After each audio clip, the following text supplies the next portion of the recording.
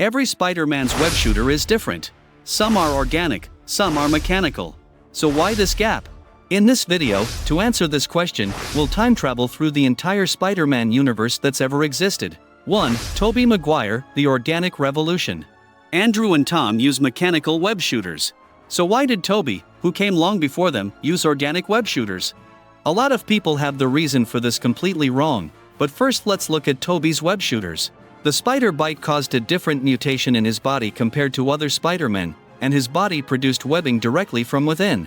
This webbing shot out from his wrists. Honestly, when I researched why it only comes out from the wrists, or rather, from the hand, I read that this is because the spider bit him there. Here's an interesting thing. In the No Way Home movie, when Tom and Andrew see Tobey shooting organic web from his wrists, they're surprised and jokingly ask if it only comes out of his wrists. Of course, we don't have a clear answer to that. Maybe the MCU will give us more info on this later. Anyway folks, actually Tobey was originally going to use a mechanical web shooter like the other Spider-Men, but when Raimi was preparing the project, he thought, since he's an ordinary high school student and you know Spider-Men are generally written as poor young students facing financial hardship, it didn't seem realistic for a student like that to invent such a complex chemical formula and a mechanical device to deliver it.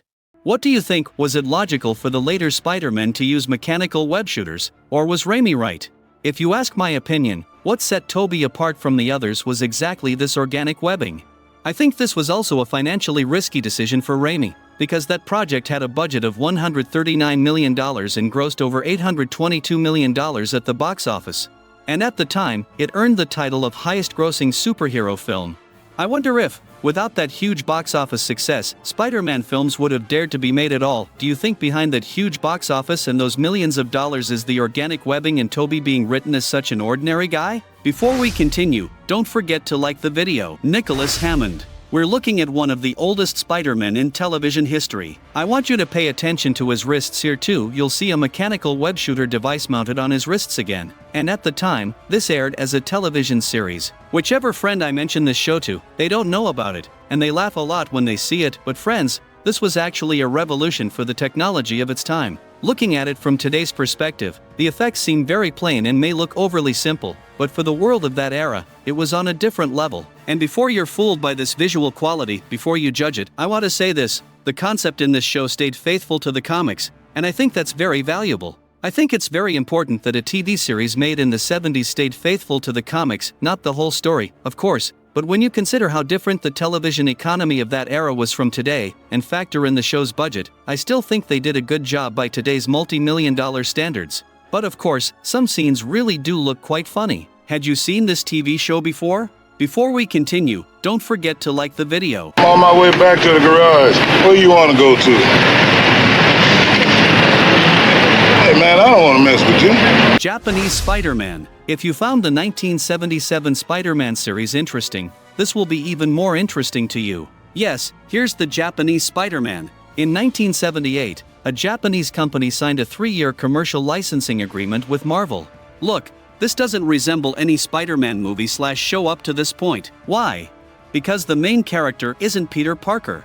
Don't be surprised, I'll explain right away. He's a motocross racer named Takuya Yamashiro. He gets his powers from an alien character and wears a mystical bracelet on his wrist called the Spider Bracelet. This bracelet is, of course, no ordinary bracelet. When our character puts it on, it activates his Spider-Man costume. And not just the costume, thanks to this bracelet, a special fluid called spider fluid shoots out from his wrists. The subtle difference here, friends, is that it's still a mechanical/device-based system, but instead of a small device mounted on the wrist like in the comics, it's a full bracelet. And that's not the only feature of this bracelet, it can also summon an enormous giant robot. Not just a robot, it can even summon a flying vehicle. Put this way, it might not sound exciting to you, but this show was made in 1978, and given the economic budget and technology of the era, I don't think it's bad at all.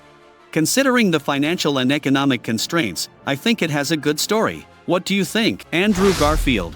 After Tobey's classic series, a lot of people forgot about the comics and thought that Peter Parker having organic webbing coming from his body was the original and real version.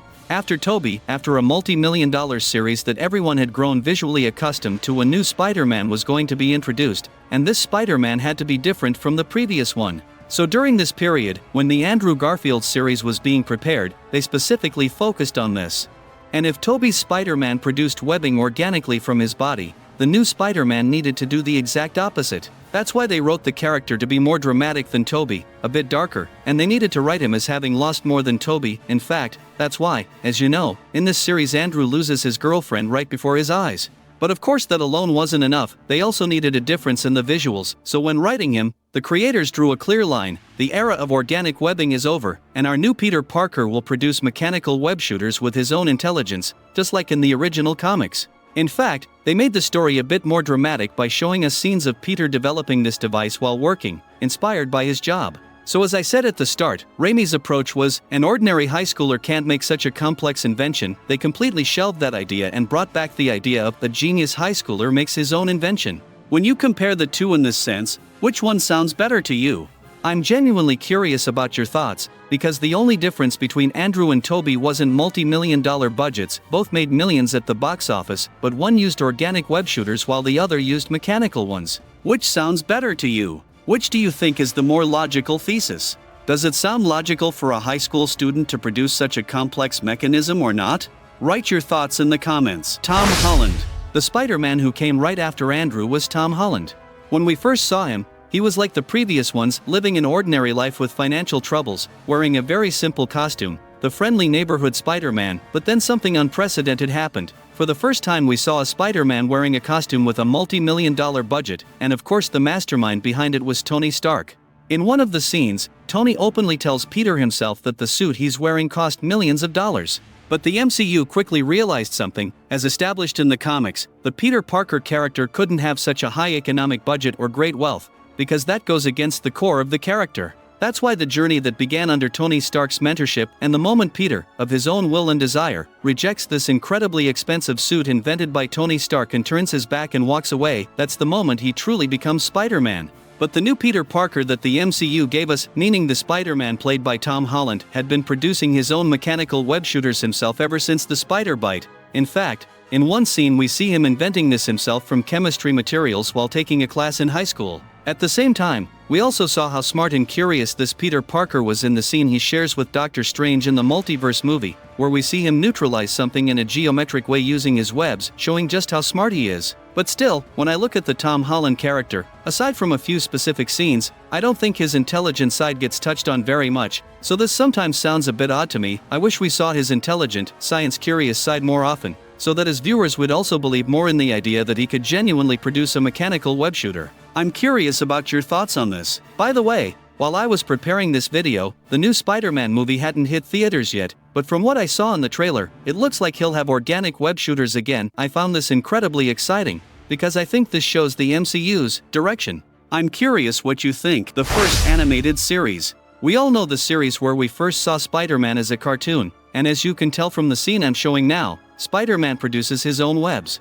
Thanks to this special fluid he created with his own intelligence and the mechanical cartridges, he can produce and shoot webs using the mechanical devices attached to his wrists. There's actually a really interesting detail here that I recommend paying attention to. In the Spider-Man animated series, Peter's web cartridges constantly run out, and Spider-Man keeps reacting with web fluids out. And they're trying to evoke this feeling in people. Yes, Peter Parker is a superhero, but he's just as ordinary as the viewers watching this show, because he doesn't have unlimited power. That's the impression they create. So in addition to details like normal Peter Parker's having to save money, constantly having to make hard life decisions, problems with his sister, or losing his family, there's also this emphasis that he doesn't have unlimited power. In fact, if you recall, in Tobey's Spider-Man 2, during emotional periods when he was very upset, his organic webbing would run out. Amazing Fantasy number 15. All of our childhood hero began with this comic book. This is really where everything started. The story, of course, is classic. Peter Parker is bitten by a special spider and gains spider-like senses and powers from this spider. But there's one thing he doesn't gain: web shooters. Yes, you heard right, in the original comics first series, there's no web shooter that comes out of Peter Parker's body. Peter invents it himself. There's a common rule in the comics: all Spider-Men, or rather all Peter Parkers, are written as scientific geniuses, and he uses this trait to design a mechanical device, developing a special white fluid that he carefully loads into cartridges, and thanks to the device, these cartridges produce very strong, powerful spider webs. So when we look at the original Spider-Man, we see that he draws not all of his power from the spider, but part of it from his own intelligence, meaning the message here is that even if Peter Parker hadn't been bitten by a spider, he still could have produced web shooters using his own intelligence. I wonder which sounds more interesting to you, web coming out of Peter Parker's body, or him producing it mechanically himself. Because when we look at the market value of that era, these comics made incredible amounts of money. For example, the best preserved copy of issue number 15 sold for $3,600,000 in 2021, setting the record for the most expensive comic book of all time. Given that record, do you think it matters whether the web shooters are organic or not? And there it is, from 1962 to today, from cartoons to tokusatsu, from Raimi to the MCU, from a single universe to the multiverse, we've gathered Spider-Man's entire web shooter history into one video. Do you think organic or mechanical web shooters make more sense? Also, if you could choose just one Spider-Man, which one would you pick? There are dozens of other Spider-Man characters I didn't cover their web shooters for, like Miles, and dozens more you don't know about. If you want the series to continue, write part 2 in the comments.